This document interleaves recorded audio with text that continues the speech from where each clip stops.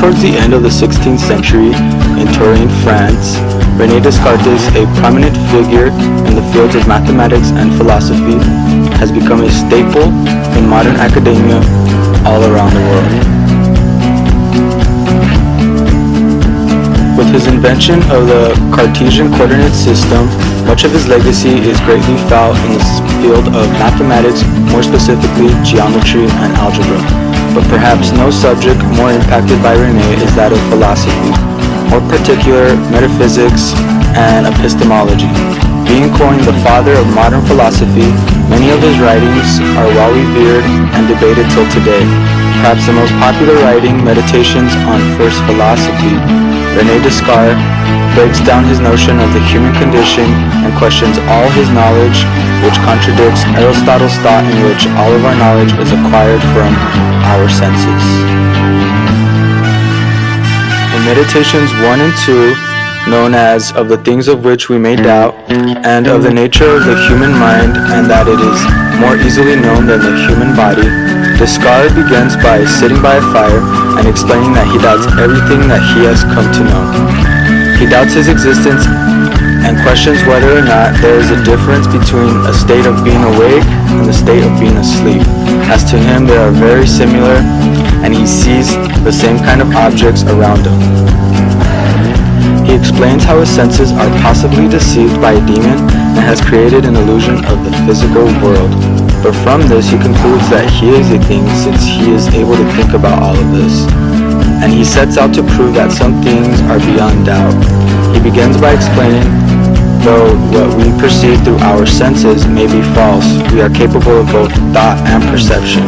He explains this using a piece of wax. Whether a solid piece or melted piece, we know that the wax exists. And from this, he concludes that it's through reason we know that the wax exists. And during these two meditations, the famous quote, "I think, therefore I am," is brought up.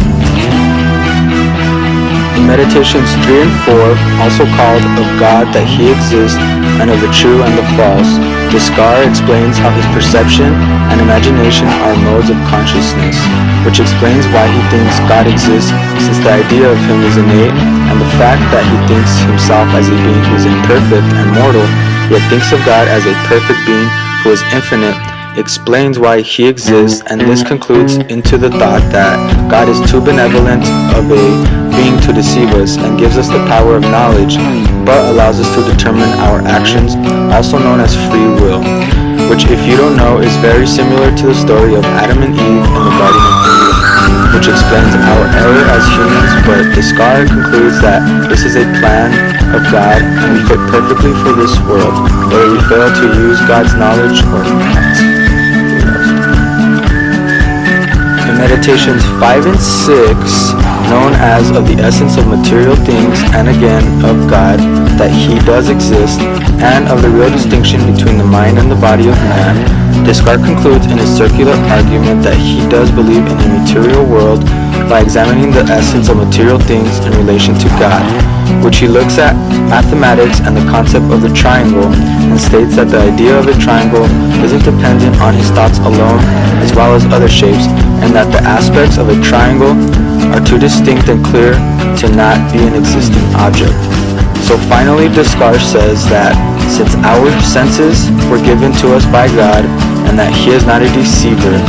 he can say with certainty that He has a body,